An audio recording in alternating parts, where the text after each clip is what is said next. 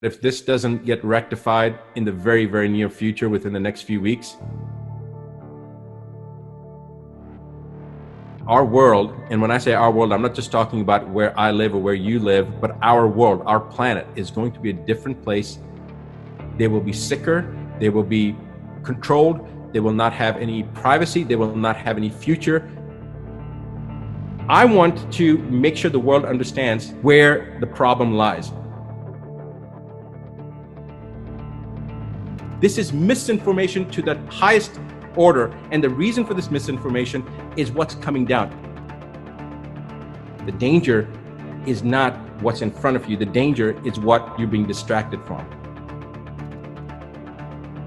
The only way that you can control people is by keeping them in ignorance. The world needs to wake up and understand that what's happening right now is an illusion, and it's going to mandate other things coming down, which is include RF chips. Everybody's going to have mandated vaccinations so that they can track those people and know who's been vaccinated, who's not been vaccinated. Stanford came out with a study a couple of days ago. The Stanford study said this shows that the rate of death from COVID-19 is no different from influenza. That's what the study showed. Do you know what mainstream reported?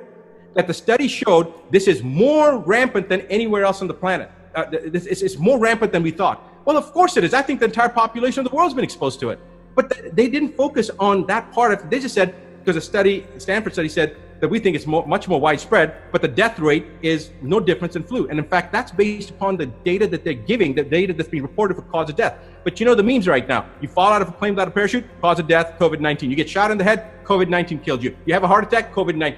They're putting the cause of death as COVID-19 for almost everything right now. And we've heard this type of information before. Some would call it conspiratorial, some would say it's rhetoric.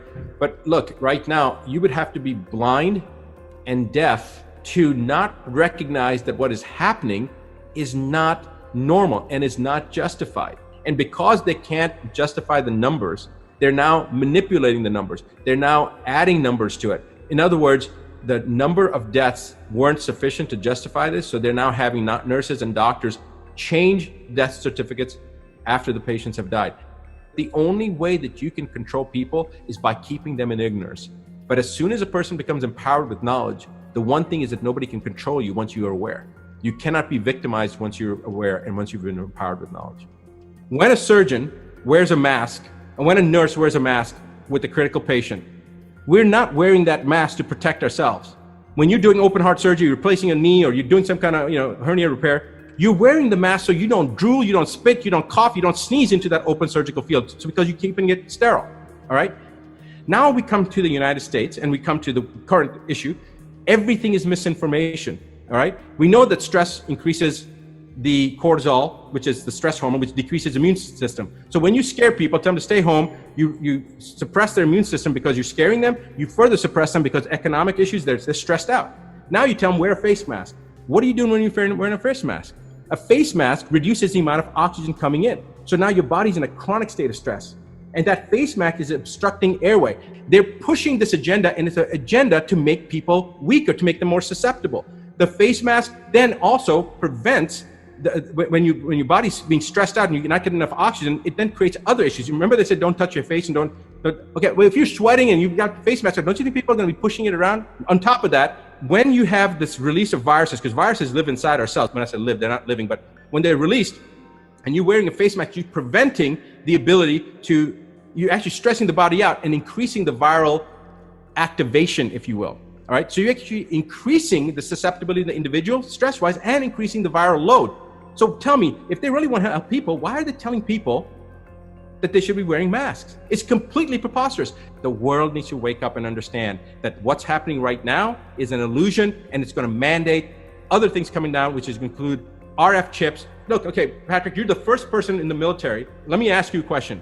The technology to track a soldier when they're behind enemy lines or when they're in a maneuver, when you're in a movement, you always have to maintain 15 feet, correct? Wedge formation. Why are we maintaining 15 feet? Protection, a line of what do you call it? Line of fire. And line of fire, yes. Exactly. If a round comes in, you don't want to have the whole unit taken out. So if one person steps on a landmine, it's not going to explode everybody. But there's another reason. It's tracking. We know that there's satellite tracking, which track the soldiers. We can see the movement. We can see where they're going. Within a 5-foot radius, you can pick up that soldier. You know where he is. Less than 5 feet, if you have 4, 5, 7, 10 people in a close group, you can't tell if it's one person or 10 people. So how do we know these RF chips that they're planning on inserting into our hands to register whether or not people have been vaccinated? How do we know that those things aren't emitting a signal, and then they can monitor our, how many people are congregating, where are we going, whatever. This is monitoring. This is Big Brother. Satellite technology already has that. They can pick that up. So now you think I want an RF chip in my hand that they can tell everything about me? How am I supposed to have any privacy? If I'm making love, if I'm going to the bathroom, they can pick up on all that stuff. That's why that's a violation of privacy. On top of that, just think about this for a second. How do we know that RF chip is not picking up a signal? It may be a transmitting device, but it may be a receiving device. How do we know that it's not picking up something and then affecting our bodies?